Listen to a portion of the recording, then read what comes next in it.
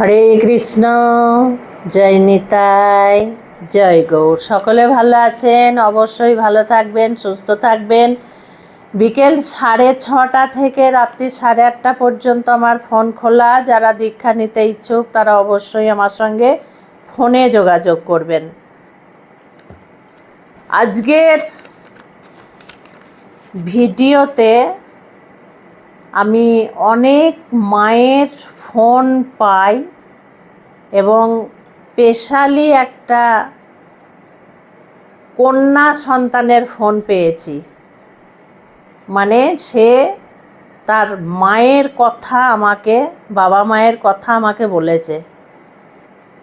এগুলো সিনেমাতে দেখা যায়, গল্পতে শোনা যায়, কিন্তু বাস্তবে এটা ঘটেছে।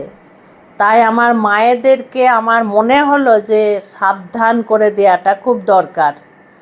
কারণ আজকাল শিক্ষিত বা অশিক্ষিত, গ্রাম বা শহর, ভদ্র বা অভদ্র, বড়লোক বা গরিব, সকলের কাছে এইটা আছেই আছে। কি? নেশা। নেশা করা, এই চরিত্রটা সবার কাছে আছে। কম বেশি, ভালো খারাপ নেশা করেই, অল্প বেশি করেই নেশা। প্রায় সবাই নয়, আমি সেটা বলবো না, সবাই নয়, কিন্তু প্রায় আজকাল নেশা করে। বাবারা নেশা করে, মায়েরা, মেয়েরাই তো করছে আজকাল। তো বাবাদের দোষ তো বা কী দেব? তো আমাকে একটা 15 বছরের মেয়ে কোথায় থেকে বলেছে সেটা আমি বলবো না। 15 বছরের মেয়ে, সে এখন স্কুলে যায়, কিন্তু তার জীবনে যে কি অন্ধকার নেমে এসেছে ওই নেশার জন্য। কে নেশা করলো আর কাকে মেরে ফেললো আর কার সর্বনাশ হলো। তো তার মা, তার পিতা যখন নেশা করে বাড়ি ফেরে, প্রত্যেক দিনের কাজ এটা হয়ে গেছিল, তো ওদের অশান্তিও প্রত্যেক দিন হতো। নেশা করে বাড়ি ফিরতো আর অশান্তি হতো। তো সেদিন কি হয়েছে, মেয়েটা বসে বসে পড়া করছিল আর তার বাবা নেশা করে বাড়ি ঢুকেছে।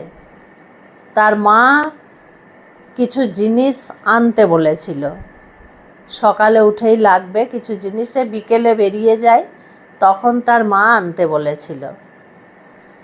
তো সে যখন নেশা করে বাড়ি ফেরে, সে এসেই খাটের মধ্যে শুয়ে পড়ে। আর সেই মেয়েটার মা তাকে বারবার বলে যে এই জিনিসটা আনোনি, এই জিনিসটা আনোনি। তো তখন সে বলে আমি সকালে এনে দেব, বেশি বিরক্ত করো না, আমাকে ঘুমাতে দাও, এরকম যা হয় আর কি।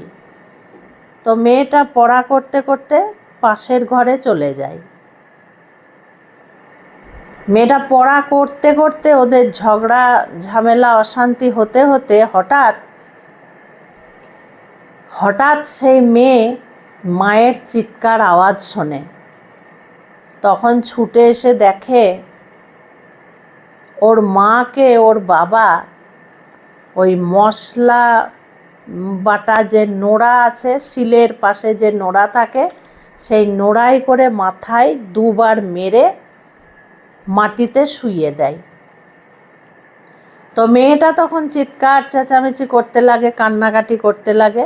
বাবা কিন্তু খাটে পড়ে অলরেডি ঘুমিয়ে গেছে, মানে তাই সে তো নেশা করে আছে। তো সবাই মিলে তখন ধরে হসপিটালে নিয়ে যাওয়ার পরেই রাত্রে সেই হসপিটালে মারা যায়, মাটা মারা যায়।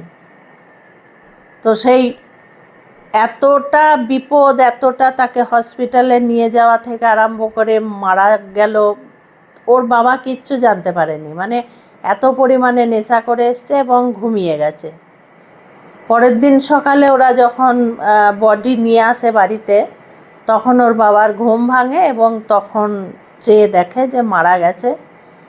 তো তখন আর মনে করতে পারছে না যে কি করে হলো এটা, আমি কি করেছি, এরকম আর কি।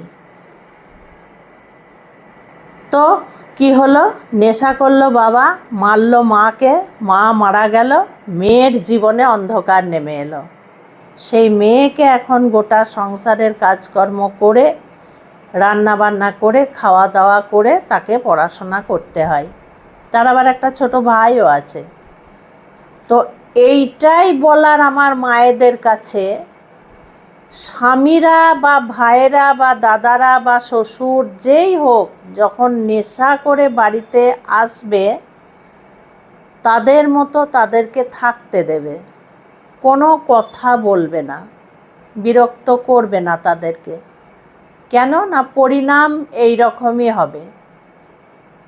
প্রতিবাদ করবে, কিন্তু সেই সময় তার সঙ্গে প্রতিবাদ করে কোনো লাভ হবে না, কারণ সে হুঁশে থাকে না, সে তখন বেহুশ হয়ে থাকে।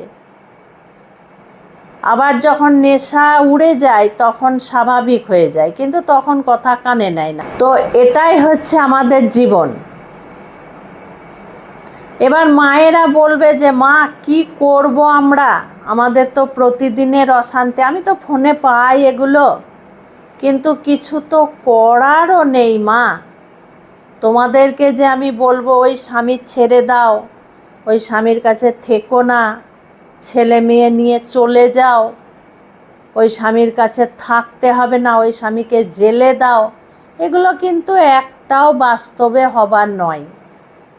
যাবে সেই মায়েরা সন্তানদেরকে নিয়ে কোথায় যাবে, কার কাছে যাবে? আর যাবার যদি জায়গায় থাকতো, সে যদি নিজে পায়ে দাঁড়ানোর ক্ষমতাই রাখতো, তাহলে তার কাছে তো সে পড়ে থাকতো না। যখন উপায় নেই, থাকতেই হবে, সংসার করতেই হবে, তখন সহ্য করতেই হবে। এটা ভাগ্যের পরিহাস ভেবে মেনে নিতে হবে, কিছু করার নেই, কিচ্ছু করার নেই। কাজেই একটাই আমার মায়েদের উদ্দেশ্যে বলা, যখন নেশা করে বাবারা বাড়ি ফিরবে সেই মুহূর্তে তোমরা কিছু বলবে না, কারণ এই কথাগুলো আমি ওই কন্যার মুখে শুনে আমি নিজে যেন কীরকম হয়ে গেছিলাম। আমি আর তার কথার উত্তর দিতে পারছি না। মেয়েটাকে বলবো তো আমি কি বলবো? তো মেয়েটাকে আমি জিজ্ঞেস করলাম, বাবা কি এখনও নেশা করে? তো বলল জেল হয়ে যেত, কিন্তু যাক পাড়াপড়শিরা বাঁচিয়েছে, পুলিশ আসতে দেয়নি, পুলিশে টের পায়নি, মানে পুরো গ্রাম্য এলাকা। তো বলছে হ্যাঁ বাবা নেশা করে, কিন্তু এখন আর সেই পরিমাণে করে না, কিন্তু ছাড়েও নি, এখনও করে, এসে চুপচাপ শুয়ে পড়ে, আমি আর কিচ্ছু বলি না, সকাল হয় উঠে নিজের কাজ করে। কাজেই আমার মায়েদেরকে আমি এই ঘটনাটা শোনার পরে একটাই কথা বলছি, বারবার বলছি, নেশা করে এলে তাদের সঙ্গে অশান্তি করো না, লাভ কিচ্ছু হবে না, বরঞ্চ ক্ষতি হয়ে যাবে। খুব ভালো থাকবে, সুস্থ থাকবে, প্রত্যেকটা ভিডিও দেখতে থাকবে। আজকে আসছি। হরে কৃষ্ণ, জয় নিতাই, জয় গৌর।